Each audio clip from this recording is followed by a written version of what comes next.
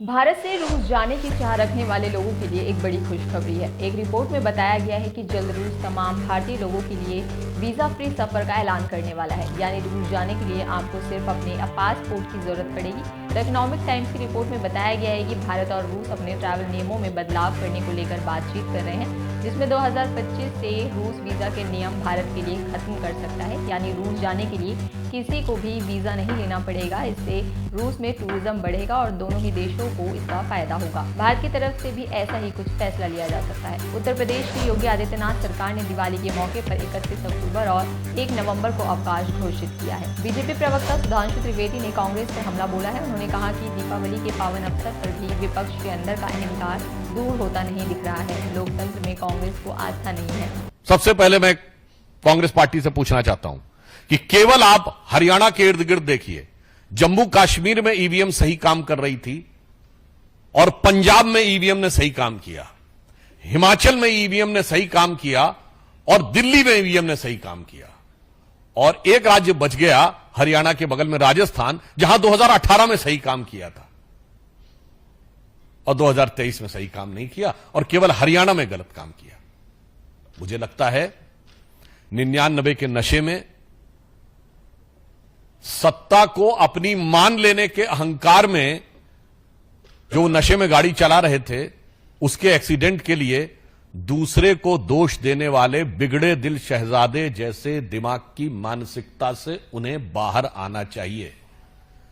देश की प्रबुद्ध जनता इस प्रकार के हास्यास्पद तर्कों को अब संदेहास्पद दृष्टि से देखने लगती है कि मात्र पिछले वर्ष तेलंगाना में भी चुनाव आयोग ने बहुत अच्छा काम किया, कर्नाटक में चुनाव आयोग ने बहुत अच्छा काम किया, पश्चिम बंगाल, तमिलनाडु में बहुत अच्छा काम किया, मगर और आपके अनुसार लोकसभा में बहुत अच्छा काम किया, परंतु जहां आप हार गए वहां के ऊपर सवाल उठा। वैसे बिंदुवार चुनाव आयोग ने उत्तर दिया है। यह एक तकनीकी और संवैधानिक संस्था के द्वारा दिए गए उत्तर के ऊपर मैं कोई टिप्पणी नहीं करना चाहता, मगर मैं इसके राजनीतिक और नैतिक पक्ष के बारे में पूछना चाहता हूं कि कांग्रेस पार्टी ने इस प्रकार की क्यों विचारधारा बना ली है कि वो भारत के लोकतंत्र को हर संस्था के बारे में संदेह उत्पन्न करके अराजकता क्यों उत्पन्न करना चाहते हैं।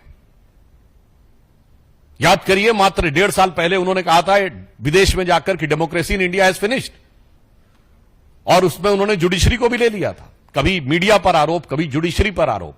क्या यह सत्य नहीं है कि भारत की सेना के ऊपर संदेह? जबकि डीजीएमओ ने प्रेस कॉन्फ्रेंस की थी, भारत की वायुसेना पर संदेह, भारत के सीएजी पर संदेह। आपके विरुद्ध निर्णय हो जाए कोर्ट में तो कोर्ट पर संदेह, और आपकी सदस्यता बहाल हो जाए तो लोकतंत्र की विजय। मैं देश की जनता से गंभीरता से कहना चाहता हूं कि अभी मात्र कुछ दिन पहले आपने देखा होगा कि उनके सबसे प्रमुख नेता और सदैव उद्वेलित रहने वाले नेता ने कहा कि मैं अनऑफिशियल एमपी रहूंगा। ये अनऑफिशियल एमपी की मानसिकता वाली पार्टी, जिसने देश को 10 साल एक अनऑफिशियल पीएम भी दिया, जिनके बारे में आज भी यह शक है और जनता में भाव है कि अनऑफिशियल पार्टी प्रेसिडेंट है, और वो दिल्ली में उसके साथ है जहां अनऑफिशियल सीएम है, वो देश की ऑफिशियल कॉन्स्टिट्यूशनल संस्था पर सवाल उठा रहे हैं। दिल्ली के आम आदमी पार्टी के राष्ट्रीय संयोजक अरविंद केजरीवाल ने कहा कि दिल्ली को ध्यान में रखते हुए करीब 64,000 अस्थायी और स्थायी एमपीडी सफाई कर्मचारियों के खातों में नवंबर का वेतन बच गया है। आज जो मैं आपको बड़ी खबर देने जा रहा हूं वो ये है कि अभी 31 अक्टूबर हुआ नहीं है, ये महीना पूरा हुआ नहीं है।